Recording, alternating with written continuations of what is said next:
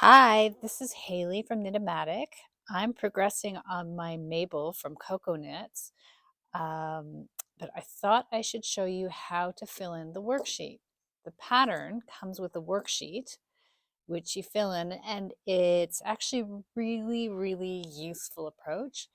But I found that the tutorial on the Cocoknits website was kind of confusing for me, which meant that it was probably going to be confusing for other people. I do have a copy of the book, and I went to the book to learn how to use the worksheet, and that was really great. But I don't feel that everybody should have to buy a book after they pay for a pattern. Um, and I figured I would demystify it. So here is a copy of the worksheet that I've filled in for my Mabel. I am making size small. So I have filled in the information for a size small. At the top is just the title. And from Cocoknits, they've given you these little places where you can fill in the information about your pattern. You really don't have to, except I found it was useful to put in the information for the increases, which are in these two boxes in here, just to remind me where I was making them and what I was doing. So for the increase before a marker, I go to 2 stitches before the marker, then I do the increase, then I knit 2 and I slip the marker. And for increases that are after a marker, I slip the marker, I knit 2 and I do the increase. Now, the increases themselves were really well illustrated through the Cocoknits tutorials on their website, which are free. So I don't think that I have to show you how to do that. You can totally look that up. It's really straightforward. These are a form of lifted increases that I've been doing for years and I love. And I think they look pretty good. I think my increases look okay. They look pretty nice. So I encourage you to do that. I don't think that I need to show you, but I'll do a round anyway eventually to illustrate it because the short rows also use the same kind of increase, which is cool. The shadow wrap short rows are also really well taught on the Cocoknits tutorials. I was really happy about that. And it's actually a really great short row technique. So if you already know short rows and you want to learn another one, the shadow wraps are really great. Highly recommend it. So this is going to look really confusing. What I've done here is I've written in the number of stitches for each section that I'm starting with, because this is row 1 and then it goes down. And each of these plus signs is the increase that I'm going to make. So that's +1. You can use any symbol you want. If you want to use a check mark or a smiley face or a circle, whatever you like, whatever that means. But for me, I used a plus sign, the way that Julie from Cocoknits does it. And I found that it was fine. What you're going to do is be reading across each row as you go. And so you won't actually really have to do a lot of thinking as you do the pattern. So this is my sheet for size small filled in, and I'll show you how to fill it in now. So I'm starting from scratch. Well, except I put in my information for there. So starting in my pattern information, it says the yoke is worked over 22 rows. Draw a line under this row on your worksheet. So on row 22, or just underneath 22, I am going to draw my line. Here we go, line, line. Ta-da, line. And the beginning stitch count for each section was left and right sleeve 10. So 10. And the back is 40 for the size small. And then the left front and the right front are 12 stitches each. Good. 12 stitches. Yay. Okay, the next part of my information for filling in the worksheet says increase on each edge of sleeve every right side row 11 times. So my right side rows are the white rows. So I'm going to increase on each side of each sleeve 11 times. So I'm just going to fill this in with my little plus signs. You can do it with whatever symbol you like. But each of these plus signs tells me that I have to make an increase. That's 1, 2, 3, 4, 5, 6, 7, 8, 9, 10, 11. Good. Okay. And I'll fill in the other side for each sleeve. Yay. I'm killing it. I love it. It's beautiful. Look at this sheet. Okay, sleeves. Done. Back. In the last 8 rows of the yoke, increase on the back at the armhole edges every right side row 4 times. So the back is going to have increases on both sides.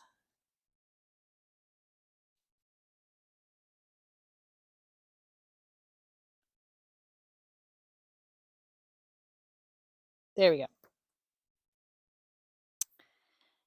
And oh, I forgot. You can also put your total and number of stitches that you should have at the bottom.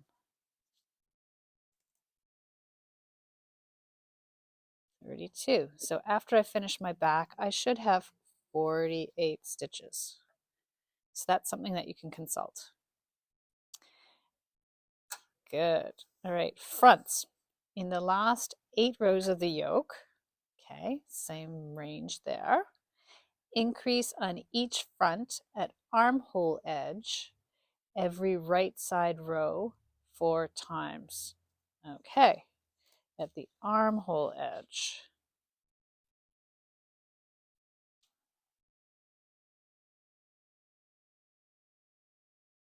Sweet.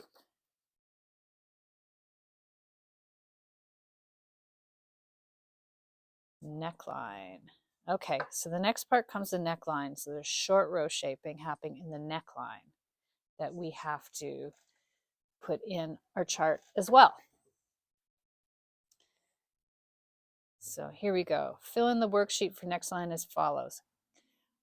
Left of the yellow line, this is my yellow line here on the left. Cast on 16 stitches on row 3. So row 3, 16 cast on. Cast on 16. Done. To the left of the yellow line on row 5, write +1. +1. If your pen works. Row 6, to the right of the red line, so the red line is on this side. If I had a color printer, if I only had a color printer, do a +1. +1. So that doesn't actually mean that you're casting on, it means you're going to do a short row. And then the next one is +2 on row 7. And row 8 is +2. And then +3. And then +3. And then +5. And on the other side, +5. And then +7. The other side, +7. I think I've already learned this off by heart. Here are my +7s. And that's where it was. If you were wondering, where is this in the pattern? That's where it was, on the next page. And then +9. plus 9. Row 17, to the left of the yellow line, write all, which means you will knit all of the stitches, because these plus numbers refer to the short rows. So here is my sheet all filled in, 12, and I'm going to just write down my stitch counts for the fronts as well. And then once you get to row 22, you're done that shaping. So let's take a look at my sweater. Now, I am definitely in several rows into my short rows. And one thing that you can do on your chart is if you get lost, you can write the stitch count that you're supposed to have in any given row. So that's 10, so that should be 12 once you've done that, 14, 16, 18, 20, 22, 24, 26, 28, 30, 32. So I've got my knitting. I don't remember which row I'm on or what row I've finished, and I'm in the middle. And I can tell these are my back stitches, so I'm going to use my chart to figure out what row I'm on.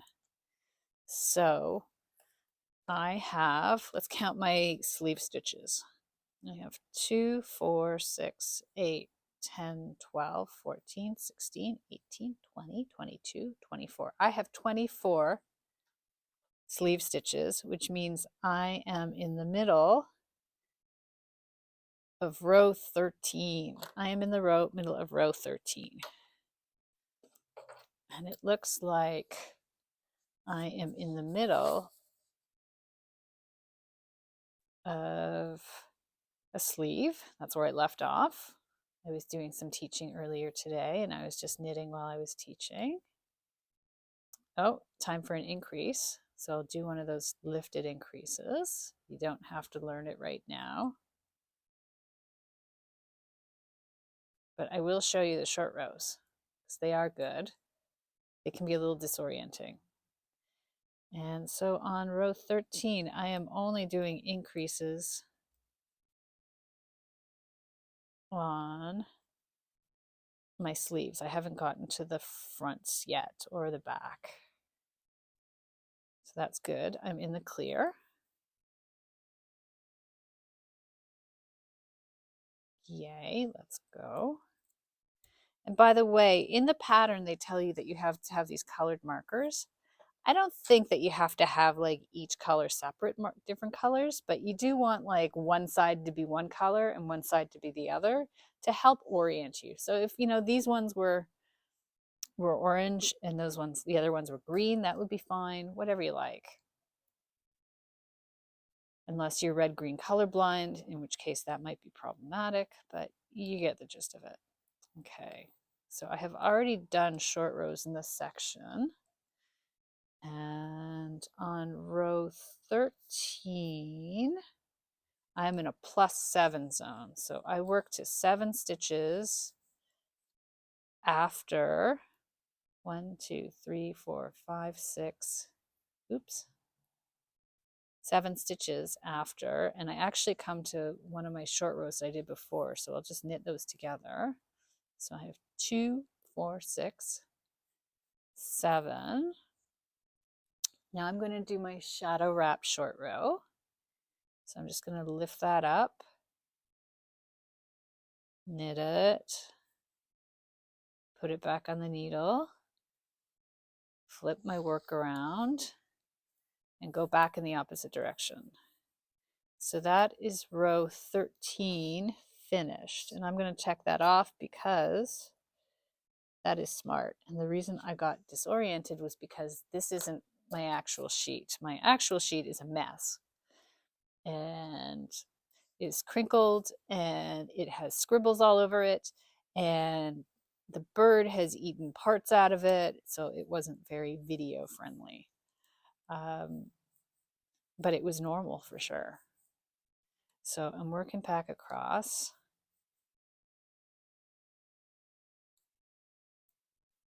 And so I'm on row 14 now, and row 14 doesn't have any increases because it's a wrong side row, but it is a short row.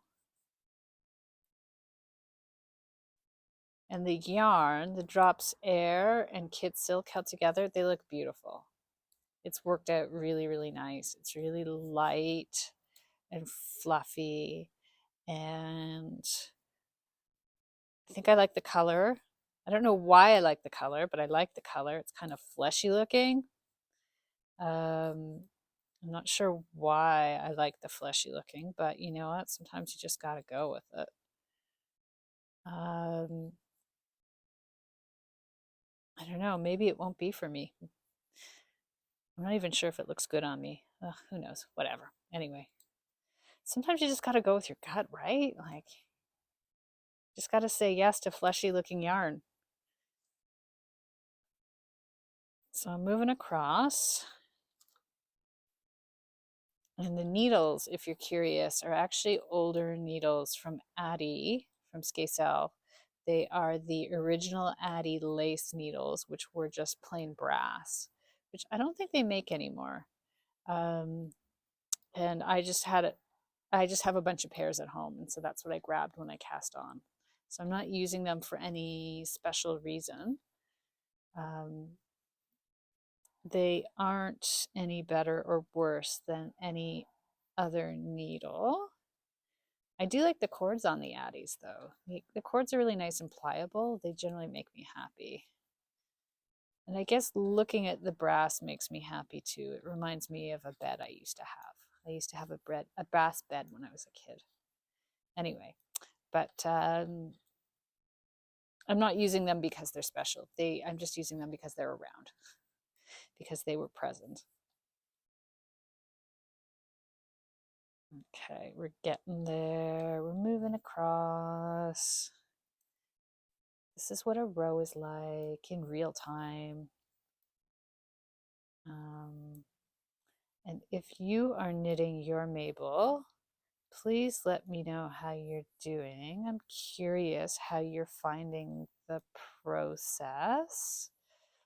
Using the worksheet is a little bit different, and her skills, her approaches are very different, but they're really cool.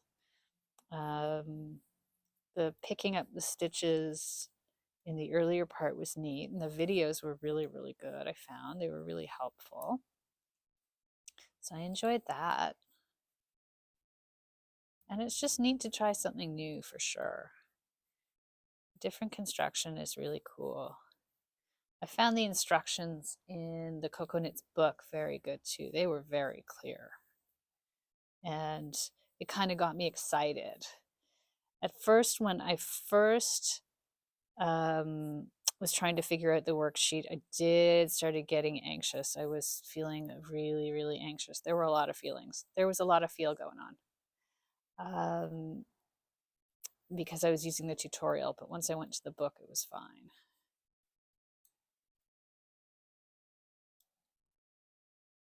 And eventually we will get to the start of the row. I have to get back to my red marker at the start of the row.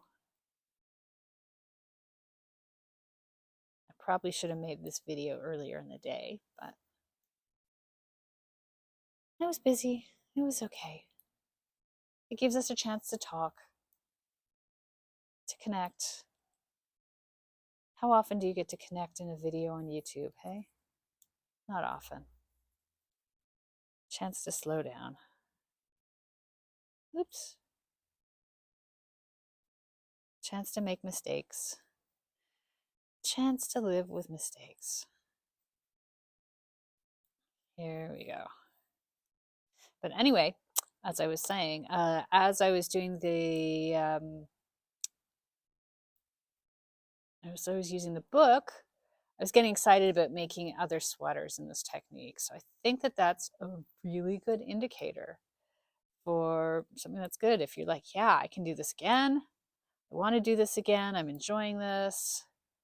It's looking pretty good. Hopefully it'll look good on. Okay, I'm coming to my short rows. I'm coming up. So I'm working past my start of the row marker to the other short row on the last one. So it's 1, 2, 3, 4, 5. Okay, so here's my shadow wrap.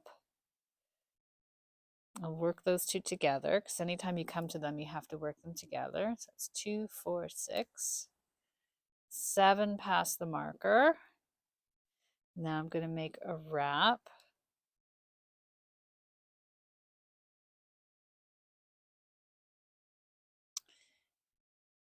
Slip that back and turn that over. And there we go. Row 14 is done. So those are my shadow wraps right there. And I'm just going to leave them. If you feel that you have a hard time recognizing them, you could stick a pin or a locking stitch marker or something in those two so that you know that the two go together. I don't have one, so I'm not going to do that right now. But you can totally stick something in there so that you know that they go together, that that's your wrap, and you can recognize it on the way back. You don't have to intuit these things. Intuition is a great thing, but not when you can't recognize your stitches. So I have finished row 14, checking it off. And I'm ready for row 15. So it's looking pretty good. It's looking pretty nice. So here's my back. Here are my sleeves. And here are the fronts. And now the back and the fronts will start expanding in the pattern. So I'm excited for that. And I will show you as I progress. But I think it's looking pretty good. And I think it's pretty cool. And if you are doing the knit along or you're doing the sweater, leave me a message. Let me know. Tell me how it's going. That'd be really, really cool. Thanks.